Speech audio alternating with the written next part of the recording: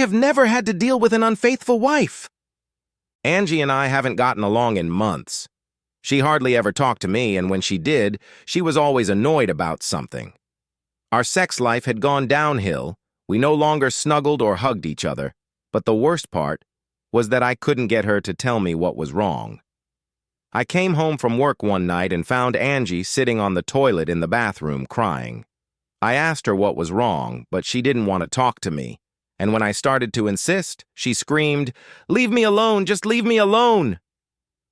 When I turned and walked out of the bathroom, Angie slammed the door shut and locked it. The next day at work, my secretary asked, "What's wrong, boss? You seem depressed today." Bambi has been my strong right hand for the better part of 5 years, and I truly believe she knows me better than my wife. Bambi and I are as close as a man and a woman can be without having sex. Not that either of us ever gave it a second thought. I explained what was bothering me, and Bambi replied, "What do you expect? You have 3 kids, all under 6 years old, and she's constantly on the go. Being on call 24/7 with 3 kids, a husband, and taking care of the house has worn her out to the max, and she's coping on her own because you're always working. The poor thing needs a vacation. I know what she's going through. It happened to me when my kids were old enough to go to school." "And what did you do?" "Dumped the kids on their father and went away for a week by myself." "What happened?" "You'd rather not know. I'd rather you keep thinking of me as a nice girl. It almost cost me my husband, but I came home rested and relaxed and ready for anything. And I swore I would never let that happen again. I now set aside 1 evening a week and 1 weekend a month for personal time." I pondered Bambi's words for a couple days, and then I called my doctor friend. I told him what the problem was and asked if he could make any recommendations. He said that Bambi was probably right, gave me the name of a health spa, and said that a few days alone there would probably do wonders for Angie. I called the spa and made an appointment for a consultation, and then I took some time off work and drove over there. I toured the facilities and then signed Angie up for a 1-week stay. When I got back to work the next day, I arranged for a week off and then found a babysitter to watch the kids on Sunday. I packed a bag with the things the spa said Angie would likely need and threw it in the trunk of the car. On Saturday, I told Angie that I had made arrangements with a babysitter and that I was taking her out on Sunday. Sunday we went to a movie in the afternoon, had dinner, and then I drove across town and stopped in front of a spa. "What's this?" "A surprise for you." I got out of the car and got her bag out of the trunk and then helped her out of the car. I led her down the hall, and as she stood looking around, I handed her the bag. "I had taken a leave of absence from work to watch the kids. I paid for a week, and if you want to stay longer, just let me know and I'll take care of everything." I handed her the car keys and an envelope. "See what they have to offer, and if you don't like it or don't want it, take the car and the money in the envelope and go do what you want. Whatever you decide, I don't want to see you home for at least a week. I want you to have a whole week without screaming kids, a messy house to clean, and a husband whose needs you have to fulfill. Take as much as you want, and when you get home, we'll figure out a way to make sure you get regular vacation time." I leaned over and kissed her. "I love you, baby, have a good time," and turned and left her there. A cab was waiting for me, and as I headed home, I hoped I had done the right thing. The next week was a busy one for me, and I didn't immediately realize how hard it was to deal with 3 kids and a house, and how much Angie needed a break. Before the week was over, I had a new appreciation for what Angie was going through day after day, week after week, and I also realized how much I depended on her. I didn't call Angie, just let her set her own schedule and hope she enjoyed herself. She called on Tuesday and asked how things were going, and I told her that the kids and I were doing fine and not at each other's throats yet. She asked to speak to the kids, and when I got a call back, there was silence on the other end for a few moments, and then she said, "Thank you, darling. I really need this." Then she said she loved me and hung up. On Friday, she called again, and after talking to the kids, she asked if she could stay 2 more days. She said she was taking a yoga class and needed a little more time to get the full benefit of the class. I told her she could take as long as she wanted, and she asked me to wait for her at home on Tuesday night. Tuesday came, and I got the house in order, the kids washed and dressed in their Sunday outfits, and all four of us were anxiously awaiting Angie's return home. She pulled up to the house at 5:45, and the kids ran out to greet her. They monopolized her until she put them to bed, and then she grabbed my hand and dragged me into the bedroom. It was the wildest night of sex I'd ever had. Angie was insatiable, and every time I thought I couldn't take it anymore, she would get to work and prove me wrong. The biggest surprise was that for the first time since we started having sex together, Angie allowed me something she hadn't allowed before. The next day, we sent the kids to grandparents and spent a lazy afternoon together. She thanked me several times for sending her to the spa, and then we talked about ways to make it easier on her. We decided that she would take one night a week for personal time to just take a break from it all. I told her that she should also take a weekend a month, but she said that was too much, so I told her that we could play it by ear. If I saw that she was stressed, or if she felt the walls closing in, we'd make sure she took a weekend. For the next few months, Angie went out with her friends every Wednesday night or went to the movies. Our sex life improved dramatically. Angie was always in a great mood, and everything was fine, until the day I needed her car keys. It was a Saturday morning, and I had just changed the oil in Angie's car. I had to start her up and work to see if there were any leaks at the drain plug and filter housing. Angie was in the basement doing laundry, so I reached into her purse for her keys. I found them, as well as 3 foil packets of contraceptives.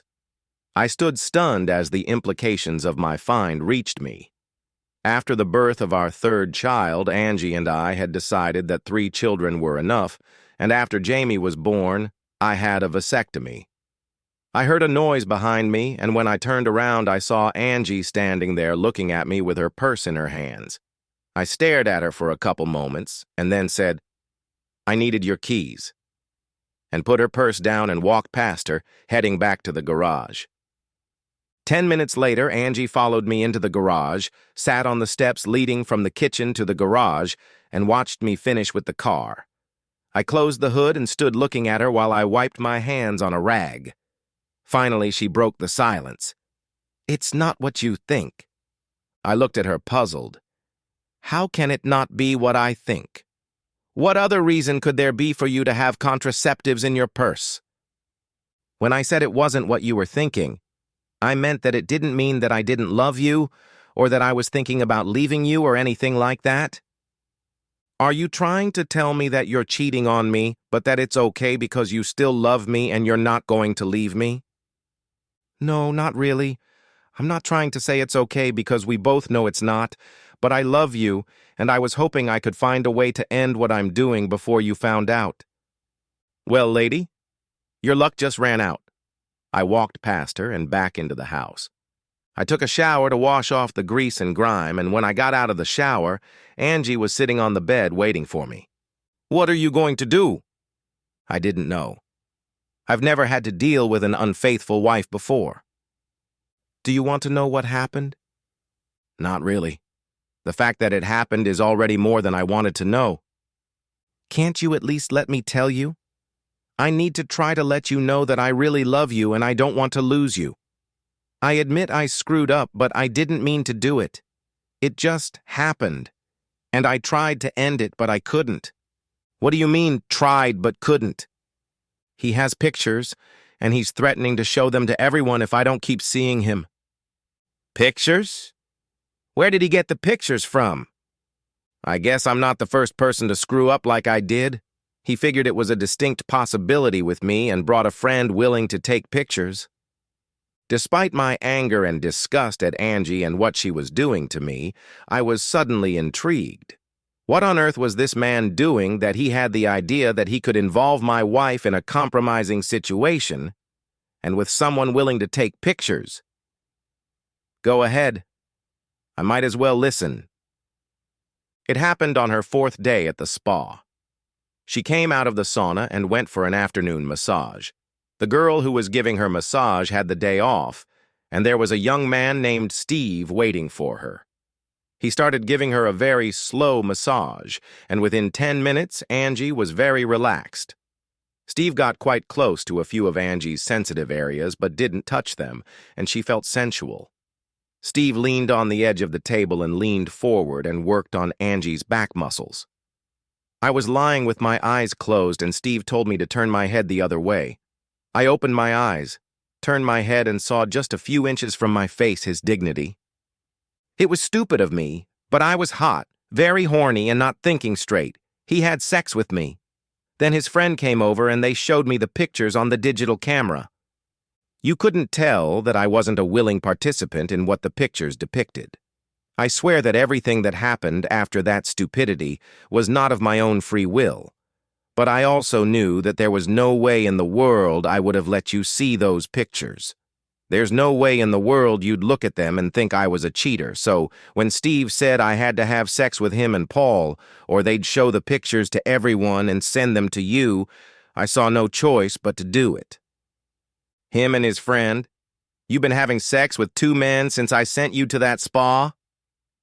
Angie looked at the floor and said, It's either that or you're going to see pictures, and there's no way in hell I could let that happen.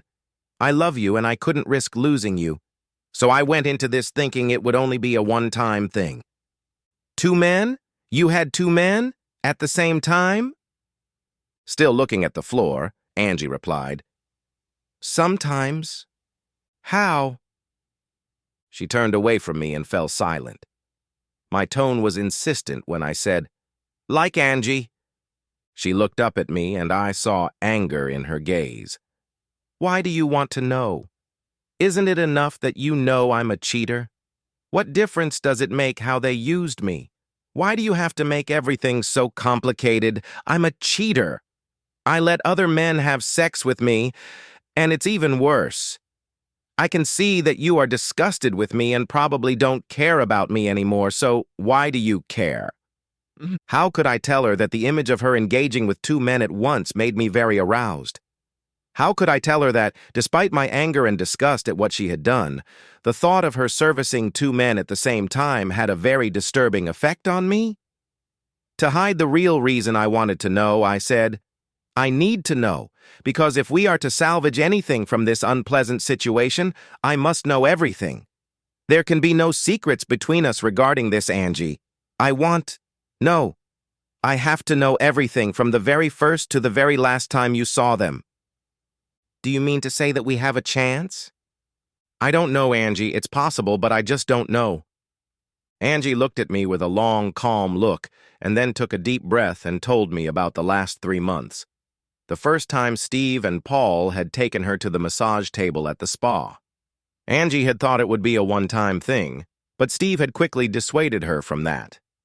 They had sex until they got bored with her. After the first time on the table, they went to a motel every night. At the end of her week at the spa, she checked out of the hotel, and they went to a motel. There was no yoga class. Instead, the 2 of them had sex with her for 2 days. From then on, she met with them every Wednesday night. They wanted to meet with her more often, but she turned them down. She said that if they met more often, I would probably find out about it. And if she got caught anyway, they might as well send me pictures. By the time Angie finished her story, I wanted to make love to her. Images of Angie flashed through my mind, and then Angie noticed that I was engrossed in her story. Suddenly it hit her. You asshole! You miserable asshole! She got off the bed and was about to leave the room, but I stood up, grabbed her, and threw her on the bed. I ripped off her clothes and then had wild sex with her for the first time in our married life. No tender love-making, just pure hot animal sex. I realized, you like that, don't you? Being treated like a cheater. They may have blackmailed you, but you liked it, didn't you? Come on, you fool, tell me the truth. You liked being their sex toy, didn't you? The only sound Angie made was a grunt. She looked at me with fire in her eyes and said nothing. Tell me, Angie, tell me. You loved being their cheating girlfriend. Admit it, Angie, admit it. Yes, she cried out. Yes, I loved it. I loved being their married cheating wife. I collapsed on the bed next to her after sex. and as I lay there trying to catch my breath, Angie asked, "What now?" "I don't know, Angie. I really don't. When I found out, all I wanted to do was walk away from you, but after what just happened, I don't know. I just don't know." And I didn't know. I was angry at Angie's betrayal, but the thought of her having sex with two men turned me on, which in turn led to me experiencing the most intense rapture of my life. I tossed and turned most of the night, and the little sleep I managed to get was filled with dreams of Angie sleeping with these men. I left for work before Angie got up and spent the day at the office, accomplishing nothing in my work or personal life. Bambi noticed my mood again, asked what was wrong, and I told her the whole story. She smiled slightly and said, "Just about what happened to me." I looked at her in surprise. "Hey," she said, "I told you that my little prank almost cost me my marriage, but I didn't think Angie was the type to go off the rails." "So how did you save your marriage?" "I told him what happened and that I loved him, and he pulled away from me and let it go."